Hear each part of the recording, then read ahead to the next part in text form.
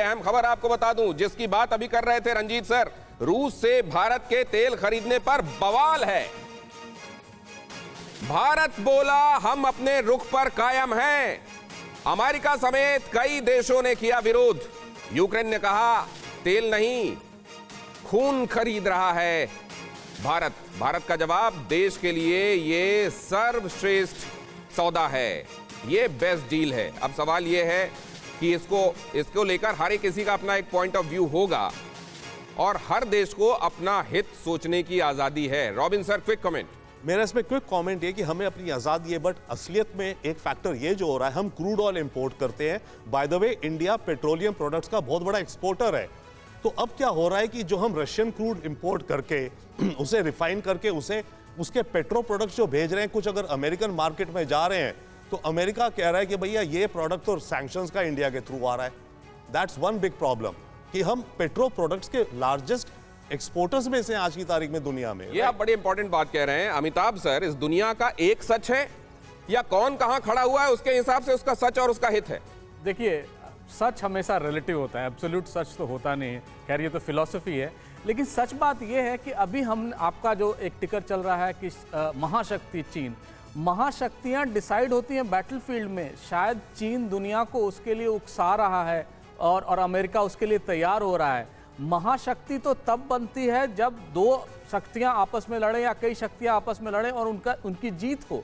यहाँ पर जो स्थिति बनी हुई है, मैं बता दूं, फर्स्ट वर्ल्ड वॉर जिसका कोई प्रेसिडेंट नहीं है इतिहास में कि इतना बड़ा वॉर हुआ हो, वो एक एक्सीडेंट से ही शुरू हुआ था, आर्च ड्यूक फर्डिनेंड के मर्डर से।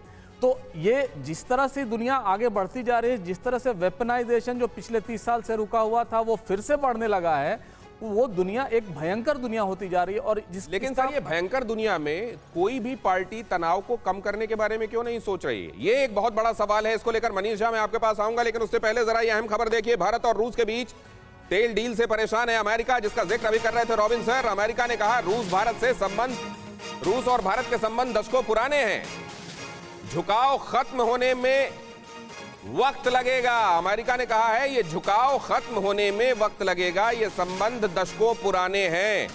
ये अमेरिका का तंज है या मैटर ऑफ फैक्टली वो चीजों को देख रहा है? जनरल दत्ता, देखिए, ऐसा है कि बड़ी पुरानी कहावत है, there are no permanent friends और force in the international relation.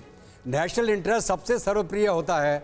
आज के दिन में हिंदुस्तान अपने नेशनल इंटरेस्ट को मद्देनज़र रखते हुए अपने पुराना मित्र जो रूस है उससे तेल खरीद रहा है, और ये जग जाहिर है, पाकिस्तान रोज़ इसका उदाहरण दे रहा है। वो आपके इमरान खान बोल रहे हैं अपनी अपनी रैली में कि हिंदुस्तान को देखिए कितना आज़ाद पॉलिसी है उनका, उन्होंने अपना नेशनल इंटरेस्ट आगे रखा और हम तो अमेरिका के दबाव में आ गए। लेकिन एक बात मैं समझना चाहता हूँ, हाँ, सॉवरेनिटी की बात जब होती है दुनिया में और डेमोक्रेसी की बात होती है, तो अमेरिका के साथ हिंदुस्तान के संबंधों को लेकर चीन तो इतना, माफ कीजिए, रूस तो इतना चिंतित नहीं होता।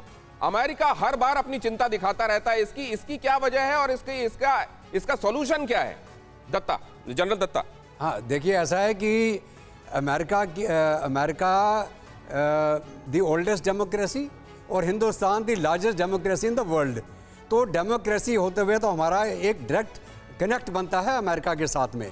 लेकिन इसके साथ साथ में जो पूरा हिस्टोरिकली अगर आप देखें तो कौन से देश ने आपकी मदद करी? जब आपको 71 वॉर में रशिया ने आपकी मदद करी और अमेरिका पाकिस्तान के साथ अपनी 7th फ्लीट लेके आ गया वहाँ पे।